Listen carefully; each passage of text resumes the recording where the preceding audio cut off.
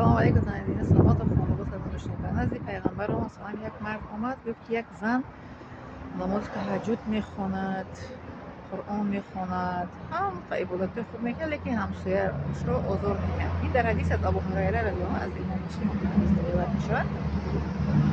همین گونه یعنی خبر میدهد که یک مردی آمد و پیغمبر صلی الله علیه و زن نماز میخواند، تهجد میخواند، قرآن میخواند، عبادت زیاد میکنه، لیکن همسایه‌اش رو آزار میکنه. پیغمبر صلی الله علیه و سلم این گونه انسان در حدیث مفید گفته میشود جنت در آمدنش امر است محال. و دیگر زن رو بود در همین حدیث آمده است که نمازهای عادیش رو میخونه پنج وقته، لیکن صدقه میدهد، لیکن هیچ کس را آزار نمیدهد، هیچ کس از زمان او آزار نمیدهد. پیغمبر گفتند که این کس حقانی داخل جنت میگردد. ببینید در قرآن میگوید که اگر شکر کردید میگه نعمتتون زیاد میشه، اگر شکر نکردید عذابتون از این زیاد می شود، عذابتون دو انجام می شود. اگر شکر کنی نعمت افزون شود، نکنی از بیرون شود. اینم در قرآن خبر میدهد که شکر کردید خداوند نعمت شما زیاد میگرداند. انا که این بینین این شکرانه میکند این بنده، مثلا با انسان آدم عملی خوب میکند، برای شما آیت حقیقت حدیث هستم مقایسه هستم. ببینید این عملی نیک میکند، با همسایه معامله خوب میکند و شکرگزاری میکند، یعنی معامله خوب کردن این شکرگزاری است به نزد الله تعالی. شکر خداوند که به من معامله خوب داده است و با انسان معامله خوب میکنه. میخواد او بنده باشد عبادت میکند و لیکن چیکار میکند؟ همسایه‌اش رو آزار میدهد. این ناشکری میشود. یعنی که معامله خوب خداوند رو استفاده نمیبرد. معامله خوب در همه ما هست.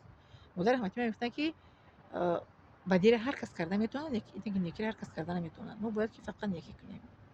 بله، بدیر هر کس کرده میتونه، نیکی هر کس کرده میتونه. ببین معامله خوب کردن اینم چی است؟ نعمت الله تعالی است. شکرگزاری میکند و با همسایه‌اش معامله خوب میکند. برای ما باید شکرگزار باشیم. در حدیث دیگه اومده است کسی شکرگزاری نکند او بنده رو مثلا که وقتی که باید همسایه‌اش خوب میکنه و رحمت میگه که برای معامله خوب رحمت میگه، نه این شکرگزاری میکنه که معامله خوب داره، با اون معامله خوب میکنه و او همسایه‌اش به این مینداری میکنه.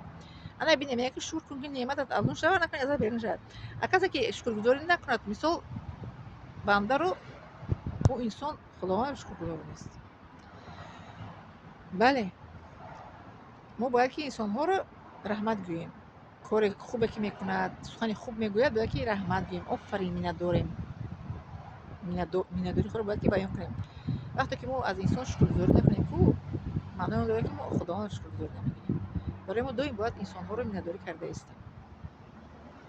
بله، شما من همین چون مینت‌داری کنی نمیسین در چیز شما تو نگاه نمیسین. گفتیم چه بلوگرها میگن کو اولی بو بگه میگه طالبندگی کرده است. بیام بیام چی نمیسین مثلا مینت دارم یا که آفرین اولی جان میگه ای با طالبندگی کرده است میگن. لیکن ای برای خدا به خاطر خداوند یک چی نویسین آخه. گپای گنده را کو مینویسن در کامنتاری یک سخنی خوب نیست. گفتی رحمتی مادر من که بدیر هر کس کرده میتونه، نیکی هر کس کرده میتونه. از جمله نیکوکاران باشه التماس به همه بلوگرای تاجیکای روی عالم همین یک تا اسمایلی کمونی، یک تا دلچه های، یک تا خنده های، یک تا چمونی نمون اودیتوری موچ میشه ان شاء الله که وسیع میشه تاجیکستان به پیش و ما هموطنان عزیز هم دینون هم زبان و چی میگن هم